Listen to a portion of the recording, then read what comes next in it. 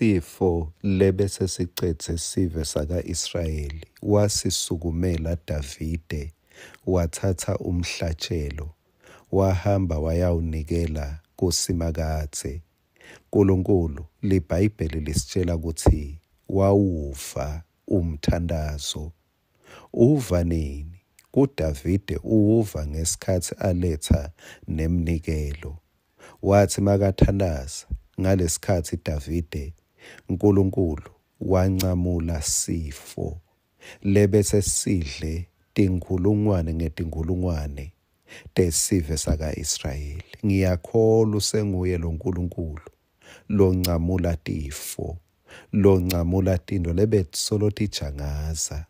Mawusukuma uthatha sinyathelo lesithite sekukholwa lebekusolo kudla kuphila empilweni yakho, esimeni sakho kuyancamuka. Nasi kwaselisuku sakavuka udle. Ngicela ukuhlephulela kumbe lamhla ke ngithi ngiyagcina kuJona sahluko 2 verse 1. Asesekhathe esiswini senhlandi Jona wathandaza kuSimakathe lo nguNkulunkulu wakhe. Jona noma amubi kepha uNkulunkulu solo uNkulunkulu wakhe. Jona noma bekabaleka kepha wafika la sekathandaza khona. Kwasho lenye ingceke yathi ungamwrite off umuntu asaphila, ngoba kukhona la atawutihlanganela khona naNkulunkulu wakhe. Mgatse nalona bese umbona ukuthi hayi lona sewuyawuba lukhuni lwesihogo, mgatse ngalenye ilanga sekathandazile kuNkulunkulu wakhe, sekabuyisene naye. Ngicela ke ukukhumbuta nekuthi Jona ngoba wayekela lithuba lekuthandaza emkhunjini, wagcina sekathandaza ekhatsi esiswini senhlandi.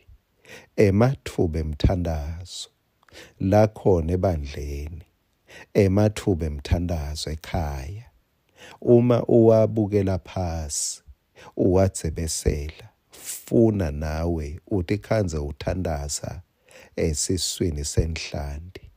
Lengeke ngathi ukuthi esimeni sakho lesimo senhlandi kungaba yini. Verse 9 bese uthi kepha mina ngiyawuhlabela kuwe ngelivi lekubonga, nginikele ngemihlatshelo. Loko lengufungele ngiyawukufeza, insindiso ivela kuSimakathe. Ngiyafuna sinakela eswini senhlandi. Imali yaJona beyingasamsethi, uyakhumbula wathwala ngayo washona eThashishi. Noma ngabe igcwele emakhiki beyingeke isamsita kunaleli kona bekakulo. Nemkhumbi bekude bewungamethwala noma uthwale lenhlandi, ngoba kude bekade ukuthi kule nhlandi lenkulu kangaka kunemuntu. Kulamalanga lang-3 Jona bekaphekwe ebhodweni lelingavulwa, beyilukhuni lendvodza. Yaphekwe emalanga lang-3 yagcina ithambe ithebhece. Funza ke lo verse 9.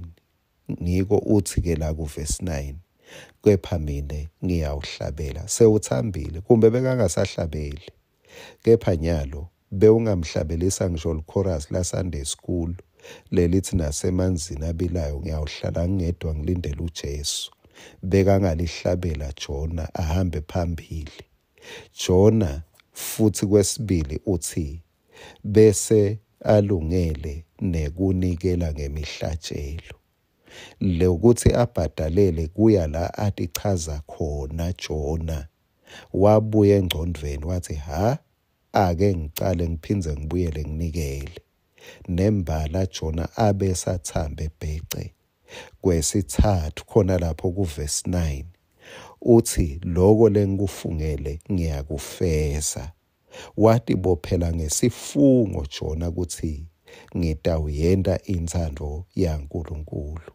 Asephethe kahle isihlobo sami, sithi bophele ngesifungo kuthi lokho yinthando yaNkulunkulu ngeke ngikubukelele, ngitakusukumela ngemandla ami onke kuthi ngikufeze loko uNkulunkulu langimisele kona. Amen.